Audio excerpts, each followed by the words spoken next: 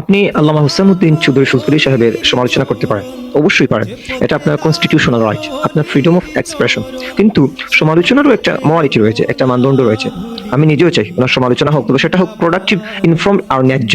যিনি 24 সালের জাতীয় সংসদ নির্বাচনে অংশগ্রহণ করে জনগণের বিপুল ভোটে বিজয়ী হয়েছিলেন, সেই হুসাইনুদ্দিন সাহেবকে নিয়ে অনেক আলোচনা সমালোচনা দেখা যায়। বিশেষ করে নির্দিষ্ট কিছু শ্রেণী ওনার এই কাজকে তথা ইলেকশনে পার্টিসিপেট করাকে পজিটিভলি নিতে পারছেন না, বা তাদের যুক্তিতে এটা অ্যাকসেপ্টেবল না from a political and religious perspective. আর আমার এই আলোচনা সম্পূর্ণ পলিটিক্যাল পার্সপেক্টিভ থেকে, not from a religious point of view. আপনি সমর্থন করুন বা বিরোধিতা করুন, সেটা আপনার অধিকার, তাতে ব্যক্তির কোনো সমস্যা নেই। বাট দ্য কোয়েশ্চন ইজ, আপনার যুক্তি কি সবার জন্য সমানভাবে প্রযোজ্য, নাকি শুধু সুবিধা মতো মানুষ দেখে দেখে প্রযোজ্য? 24 সালের নির্বাচনে আওয়ামী লীগের অধীনে অংশগ্রহণ করা যদি আপনার উত্থাপিত যুক্তির দৃষ্টিতে ভুল হয়, তাহলে 18 সালের নির্বাচনে একই সরকারের অধীনে অংশ নেওয়া কিভাবে সঠিক হলো? 18 সালের নির্বাচনে তো বিএনপি, জামাত সবাই অংশ নিয়েছিল।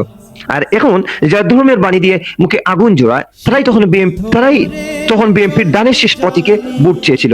অবস্থা এমন দাঁড়িয়েছে যে সরকারের অধীনে নিজে ভোটে অংশ নিলে সেটা গণতন্ত্র, ডেমোক্রেসি, আর অন্য কেউ অংশ নিলে সেটা দালালি হয়ে যায়। এই ভণ্ডামি আসলে শেষ হওয়াটা প্রয়োজন। 18 সালের নির্বাচনে বিএনপির প্রার্থীরা সংসদে গিয়েছিলেন, ফ্ল্যাট চেয়েছিল, সব ঠিক। কিন্তু হুসাইনুদ্দিন সাহেব অংশ নিলেন মানে ওই দেখো ও আওয়ামী লীগের দালাল। মানে it's a kind of hypocrisy is এটা এক ধরনের হিপোক্রেসি। মনে রাখবেন যে this hypocrisy is the cancer of our political culture. কয়েকদিন আগে জকিগঞ্জের কালীগঞ্জ বাজারে বিএনপির এক নেতা পাপলু সাহেব মন্তব্য করে যে হুসাইনুদ্দিন সাহেব তলে তলে আওয়ামী লীগের সঙ্গে ছিলেন। তর্কের হাতিয়ে ধরলাম, আপনার কথাই ঠিক, পাপলু সাহেব সঠিক বলেছেন। তাহলে এখন আমার প্রশ্ন হলো, আপনার দলের যেসব নেতা 18-তে সংসদে গিয়েছিলেন বা তখনকার নির্বাচনে অংশগ্রহণ করেছিলেন, তারা কি তলে তলে সরকারের সঙ্গে ছিলেন না? আপনার যুক্তি তো সেটা হওয়ার কথা। নাকি হুসাইনুদ্দিন সাহেবের বেলায় সব নীতি, সব আদর্শ জেগে উঠে, আর নিজের দলের বেলায় everything is justified is the name of democracy? সেটা কি এমন? এই দ্বিচারিতা, এই সিলেক্টিভ প্রতিবাদ, এটাই আজকের রাজনীতির সবচেয়ে ভয়ঙ্কর দিক। আর মজার বিষয় কি জানেন, যারা আজকে স্লোগান দিচ্ছে নৌকা আর দানের শেষ, দুই সাপের একই বিষ, সেই জামাত দানের শেষ নিয়ে 18তে ভোটে অংশ নিয়েছিল। তখন আসন পায়নি, তাই তারা সংসদে যায়নি। কিন্তু যদি পেত, নির্দ্বিধায় তারা সংসদে অংশগ্রহণ করতো অবশ্যই। তাহলে প্রশ্ন, স্বার্থের বাইরে কেউ গেলে সে দালাল, আর স্বার্থের থাকলে সে আলালের ভাই দুলাল, বিষয় কি এমন না?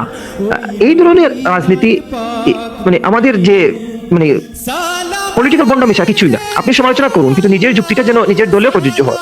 আমি আবারও বলছি, আপনি হুসাইনুদ্দিন সাহেবের সমালোচনা করুন, আমি তো আমাতে আসিনি, বরং আমি সাধুবাদ জানাবো যদি সেই সমালোচনায় লজিক থাকে, কনসিস্টেন্সি থাকে, সিনসিয়ারিটি থাকে। কিন্তু যদি আপনার সমালোচনা কেবল ঘৃণার আগুনে পুড়ে তৈরি হয়, তাহলে সেটা ক্রিটিসিজম না, সেটা ক্যারেক্টার অ্যাসাসিনেশনের মতো হয়ে যায় আর কি। এতে সমাজের মঙ্গল হয় না, বরং নৈতিক পচন আরো বাড়ে। আমরা এমন একটা কালচার চাই যেখানে সমালোচনা হবে না অপমান, বরং সমালোচনাকে ধরা হবে যে এ মিরর অফ ট্রুথ,